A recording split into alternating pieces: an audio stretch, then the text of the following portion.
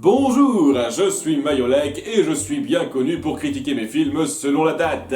C'est pour ça que je n'ai jamais traité un seul film sur Noël en décembre avant, ni jamais un seul film autour de monstres ou de l'horreur en octobre. Sauf si on compte Pinocchio. Enfin bref, ce mois-ci on va se lancer dans un thème et traiter certains films spécifiquement faits pour Noël. En commençant par le plus rentre-dedans du lot, Mickey, il était une fois Noël. Une fois par an, c'est la nuit la plus belle. Sauf pour les juifs. Partout, la joie envahit les logis et réchauffe les cœurs. Même dans les pays du tiers-monde, tout le monde est heureux à cette époque de l'année. Guirlandes et sapins décorent les foyers. Les chaussettes sont là, devant la cheminée. Et elles risquent fortement de prendre feu et de déclencher un incendie si tu es comme ça. 3 cadeaux magiques attendent sous le sapin.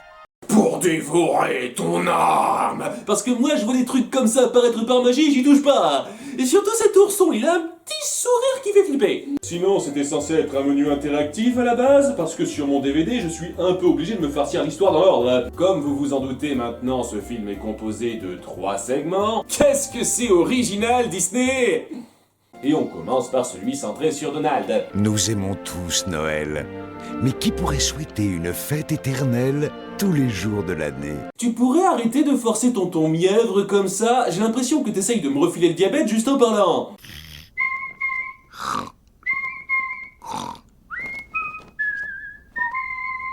Mon Dieu! Riri, Fifi et Loulou sont possédés par l'esprit de Noël! Oui, parce qu'ils n'étaient pas levés à ce moment-là. Il est arrivé! Notre famille palmipède fête le jour de Noël en mangeant...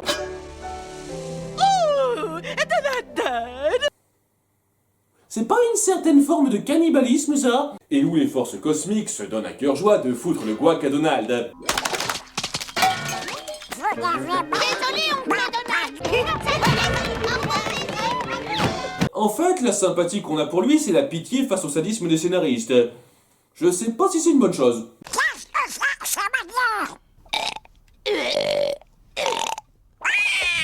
Donald, eux au moins ils apprécient mon dîner de Noël. Il a pas eu le temps de toucher à ta dinde, grognasse. Ce rustre, comment ose-t-il vouloir réprimander des enfants qui n'ont pas de bonne manière? Il devrait se jeter sur la nourriture, comme eux. Oh, au fait, j'ai dit que c'était centré sur Donald, j'ai menti. Ça se centre sur ses 3 neveux qui souhaitent que Noël se répète tous les jours, et oh magie, c'est exactement ce qui se passe. Sachant que toute la journée se remet à zéro, mais pas leur système digestif. Si jamais je mange encore de la dinde, il me faudra un nouveau maillot. Vont-ils apprendre à chérir ce jour pour les bonnes raisons et mettre un terme à cette boucle en la jouant comme dans Un jour sans fin? Le suspense est totalement inexistant. Donc si l'histoire est prévisible, c'est son exécution qu'il faut un peu saluer. En dépit de certains gags un peu poussifs et du côté un peu expédié de la narration par moment, j'apprécie l'évolution de la psyché de nos 3 gamins à l'unique personnalité. Parce que oui, en termes de personnages, Riri, Fifi et Loulou, ça a toujours été le même gamin version triple. Jusqu'à récemment. Et tant que j'en suis à les critiquer, leur doublage et leur texte est loin d'être des plus recherchés. Oncle Donald, c'est encore Noël, oncle Donald! Oui, c'est le 2e jour!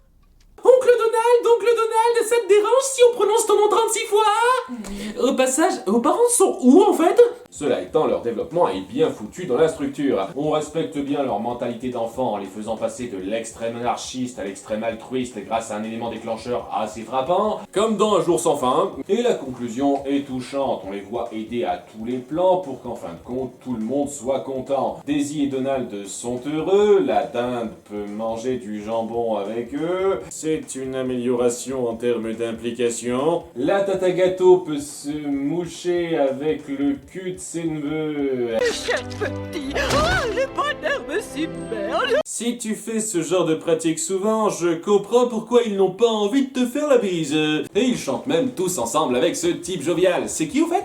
Oh, on n'a pas envie de chanter, oncle Picsou! Ouais, bien sûr, c'est trop lui. Il est super joyeux et à aucun moment il se plaint de ce que le trajet a pu lui coûter. C'était trop vous demander de lui donner une petite touche pingre, ce qui est genre la chose numéro 1 qui le caractérise. Enfin bon, ça vole pas très haut, mais l'esprit de famille est présent et fait son petit job. Notre second cadeau est l'histoire fantastique d'un père et de son fils dans un monde magique. Arrêtez avec les superlatifs, je vais finir par porter plainte pour publicité mensongère. Ils vont tous deux apprendre au cours de cette nuit qu'un rêve se réalise quand l'amour nous unit. Et qu'il est possible de péter des arcs-en-ciel en suivant son cœur sur la voie de l'amitié, de la joie et du bonheur. L'amour, la vie, tout ce qui est bon sur cette terre. On suit une histoire centrée sur Dingo et Max. Ah, ça m'avait manqué! On a tout un délire où ils font des pieds et des mains pour envoyer une lettre par la poste au Père Noël, ce qui n'apporte quasiment rien à l'histoire. Ils auraient juste pu poster leur lettre au bout de 20 secondes au début que l'intrigue aurait été la même. Ah, ce sentiment de perdre mon temps pour rien. Je vous reconnais bien là, Dingo et Max. Une fois de plus, ça appuie tout le côté unidimensionnel de l'humour autour de Dingo maintenant. Du gag physique simplet basé uniquement sur sa maladresse de Benet. Mais ça devient automatiquement génial une fois qu'il pousse son cri iconique. Oh, joie!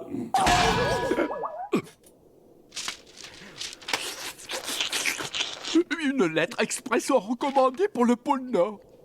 Allô? Merci monsieur, nous vous enverrons notre facture pour la réparation du camion. Et après cette intro ô combien captivante, notre petite famille prépare la veille de Noël en faisant référence à La Belle et la Bête 2. Oula, ne placez pas la barre aussi haut. Mais Pat arrive pour casser l'effervescence. Réfléchis un peu. Un vieux barbu qui s'habille en rouge, qui tourne tout autour de la Terre en moins d'une seule nuit. Au risque de paraître insensible, je suis davantage du côté de Pat que de ce que le film veut faire passer. Je suis d'accord, c'est une bonne chose que les jeunes enfants puissent croire à une présence magique pour les faire rêver à cette époque de l'année pendant un temps. Et leur dire aussi grassement que cette présence est fausse, c'est horriblement vache. Seulement voilà, désolé de dire ça, mais... dans la vraie vie, le Père Noël n'existe pas. Et tout enfant est voué à le découvrir à un moment ou un autre. C'est une phase dans la vie des tout jeunes plutôt importante à surmonter. Et ce segment aurait pu être très fort en montrant la transition du personnage de Max qui, malgré ses désillusions, grandit un peu et comprend que le sens des fêtes va bien plus loin que ça. Et qu'il n'a plus besoin de savoir qu'un vieux bonhomme dans le ciel lui livre ses cadeaux pour reconnaître la magie de Noël. Mais évidemment que non! C'est un film pour enfants! Bien entendu que le Père Noël doit exister! Donc on se met dans une situation qui sort drastiquement de tout rattachement au réel, car Dingo croit au Père Noël, lui aussi. Ouais. Ton idiot de père croit donc encore au Père Noël. Et cette espèce de dilemme sentimental où l'un veut convaincre l'autre tout en cherchant à se convaincre lui n'a aucune notion de réalisme. Dans la vraie vie, un parent sait que le Père Noël n'existe pas, donc ça ne se rattache à rien. On a tous ces moments où Max essaye de rationaliser le fonctionnement de la chose alors que le film indique cette démarche comme néfaste et je trouve que ça renvoie indirectement un très mauvais message. Est-ce que tu sais qu'il y a plus de 2 milliards d'enfants dans le monde? Arrêtez de réfléchir à la logique, ça marche parce que c'est magique, merde! À nouveau, si un enfant a grandi au point d'avoir ce genre de raisonnement, ça prouve qu'il est mûr pour passer ce cap de sa vie. On va pas lui faire croire au Père Noël éternellement non plus. Pourquoi est-ce qu'il refuse de grandir et d'affronter la réalité? Et en plus, dès lors qu'on réfléchit, l'espèce de doute qu'ils mettent en place autour de la croyance de Dingo n'a aucun sens. Bien sûr que le Père Noël existe. Autrement, il y aurait plein d'elfes au chômage dans tous les coins. Et aussi parce que chaque année vous recevez certains cadeaux sans qu'ils viennent de toi, parce que tu crois que le Père Noël existe, et donc il n'y a pas besoin que tu les achètes. Donc le Père Noël existe. Donc le fait que Dingo se mette à douter de plus en plus de son existence en cherchant à la prouver n'a aucun fondement solide. Mais bon, comme c'est un con, ça passe. Et ça garde le suspense pour la révélation de fin que Papa Noël existe vraiment, qui est évidente pour qui prend le temps de réfléchir. Cela étant, malgré l'impression que je donne, je n'ai pas détesté ce segment. Cette approche n'est pas atroce, elle est juste dénuée de toute profondeur. Ça ne l'empêche pas d'amener de bons moments. Il y a certes l'intro lourdingue et quelques gags puérils qui alourdissent le récit, notamment celui du Père Noël vengeur. Oh oh oh! Joyeux Noël dans ton cul!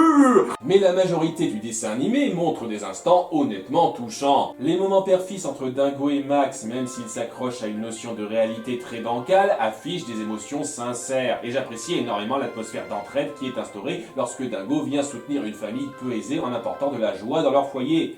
Vous êtes vraiment trop... Oui, nous sommes tellement démunis en ce moment. Sans votre secours, jamais nous n'aurions... Oh, ne me remerciez pas. Il y a cette ambiance ambiance de compassion très présente dans de nombreuses interactions au fil de cette petite histoire qui rendent le visionnage un peu attendrissant. On aurait pu les faire sans les enrouler dans une intrigue centrale vide de sens, mais il suffit à rendre l'expérience un peu plaisante. Le dernier segment se centre sur Mickey et... Oh, Figaro, je ne reçois que des factures. Minnie qui apparemment a repris le chat de Geppetto après sa mort ou un truc comme ça, et c'est la meilleure histoire de ce film. C'est une adaptation du conte Le Cadeau des Rois Mages. Mickey et Minnie veulent chacun acheter un cadeau de Noël à l'autre, mais n'ont pas beaucoup de moyens et se démènent durant le 24 décembre pour avoir de quoi payer un joli présent à l'élu de son cœur. On se centrera davantage sur Mickey qui va vivre tout un tas de petites aventures de vie où on ressent une belle atmosphère de partage et où Mickey a une attaque cérébrale pendant 2 secondes où il fait la danse du gogol.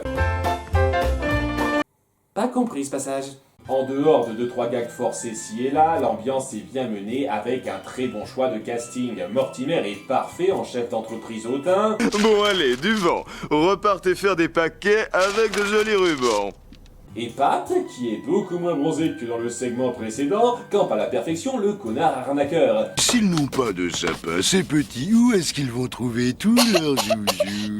Bien mieux qu'il ne l'a jamais fait dans la bande à Dingo. Je ne vous dévoilerai pas la fin, mais là une très belle ironie et une signification forte en sachant magnifiquement exploiter le caractère gentillet de nos 2 personnages. Même si j'aurais pas été contre qu'on fasse un petit épilogue après, parce que ça m'a légèrement laissé sur ma faim. Le plus joli cadeau est le don du bonheur.